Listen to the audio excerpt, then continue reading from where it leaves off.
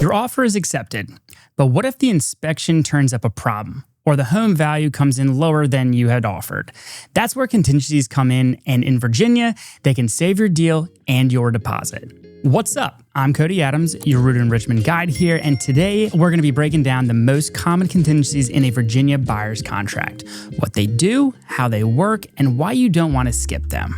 A contingency is a built-in protection in your purchase contract. It says, I'll buy this home if a certain conditions are met.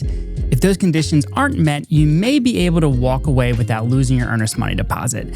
Every contingency has a timeline and steps you need to follow, so knowing the rules is key. So the first common contingency is the home inspection. This gives you the right to hire a licensed inspector to look for major safety, structural, and system issues. If problems come up, you can negotiate repairs or even walk away if you don't reach an agreement, but only if you act before the deadline in your contract.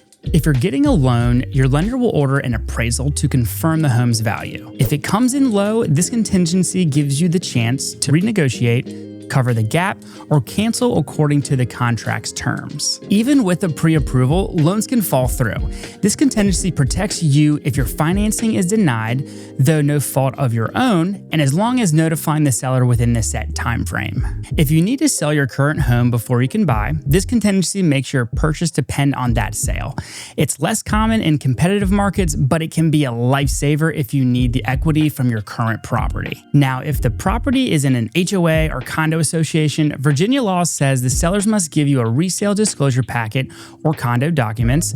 Once you get a complete package, you have a 3-day window to review and cancel the contract for any reason, but you must do it in writing before the deadline. Contingencies aren't a get-out-of-free-jail card. They're a safety net.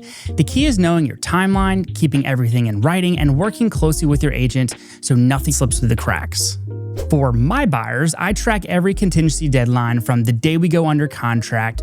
We check them off together, and I make sure you understand exactly what each one means before we act. So that's your crash course on Virginia buyer contingencies. Remember, every contract is different, so always review your terms with your agent and, if needed, a real estate attorney. If this helps you, hit the like, subscribe to Rooted in Richmond for more local buyers tips, and drop your contingency questions below in the comments. I'll answer them personally. Have a great day.